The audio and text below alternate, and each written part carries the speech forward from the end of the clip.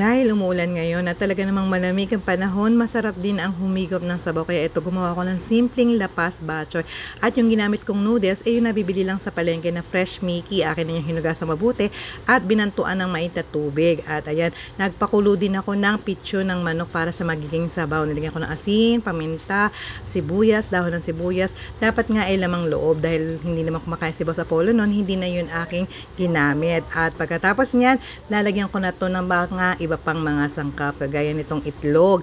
Yan, sariwa yung ilalagay natin at pagkatapos akin din tong lalagyan ng aking pinakuluang atay ng baboy. Yan, medyo mabilis lang yung pagpapakulo para hindi matigas. Ito naman yung mga hinimay kong pitso ng manok na pinakuluan ko kanina. At lalagyan ko rin yan ng dinurog kong chicharon. Ayan, yung murang chicharon nga lang yung ginamit ko para naman hindi na masyadong magastos itong ating ginawang lapas bachoy. At lalagyan ko na yan ng aking hiniwang mga dahon ng sibuyas para yan, dagdag lasa yan at syempre nakakaganda rin ng ating presentasyon. At ito yung niluto kong bawang, niluto ko yan sa mantikilya, may konti ring mantika. At ano kaya masasabi ni Boss Apollo dito sa ating lapas bachoy?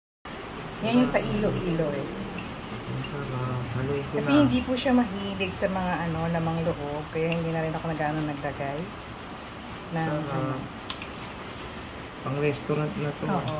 Atay lang ng manok, atay ng baboy, at saka chicken breast lang yung akin nilalagay. Sarap naman. Pag ganito lalo ng tag-ulan. Guess that's okay na. Try natin. Excited na ako. Sarap pa. Masarap talaga.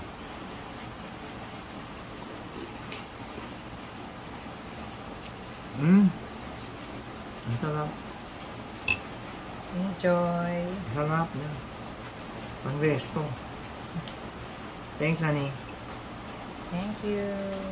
Thanks for watching and don't forget to follow, like, and share. Bye!